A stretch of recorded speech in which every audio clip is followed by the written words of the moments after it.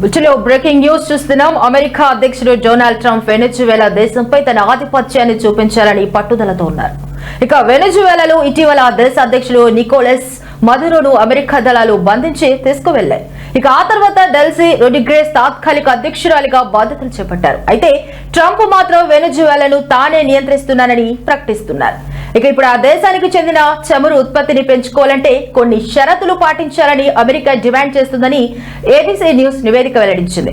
ఇక దీని ప్రకారం వెనెజువేలా కొత్త నాయకత్వం చైనా, రష్యా, ఇరాన్, క్యూబాలతో ఆర్థిక సంబంధాలను తెంచుకోవాలి. ఇక అంతేకాదు ఇక చమురు ఉత్పత్తిలో అమెరికాతో మాత్రమే భాగస్వామ్యం చేయాలి. ఇక ముఖ్యంగా హెవీ క్రూడ్ ఆయిల్ విక్రయాల్లో అమెరికాకు ప్రాధాన్యం ఇవ్వాలి.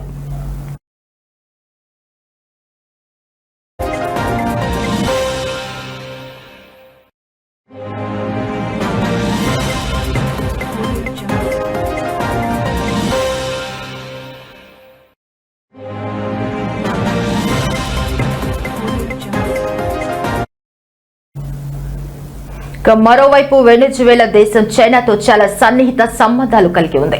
చైనా ఆ దేశం నుంచి అత్యధిక చమురు కొనుగోలు చేస్తుంది. ఇప్పుడు అమెరికా తన షరతులను ఎలా రద్దుతుందనేది కీలకం. ఇక యుఎస్ విదేశాంగ మంత్రి మార్కో రూబియో ఒక ప్రైవేటు మీటింగ్ లో ఎంపీలతో మాట్లాడుతూ వెనెజువేలా చమురు ట్యాంకర్లు పూర్తిగా నిండిపోయాయని, అందుకే వారు తమ డిమాండ్లకు లొంగక తప్పదని చెప్పారు.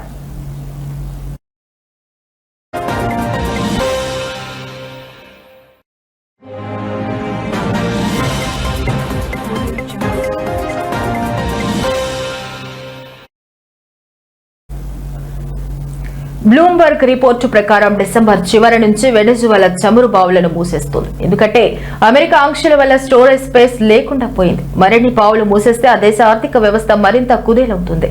తాత్కాలిక అధ్యక్షురాలు రొడ్రిగేజ్ అధికారం కూడా ప్రమాదంలో పడుతుంది.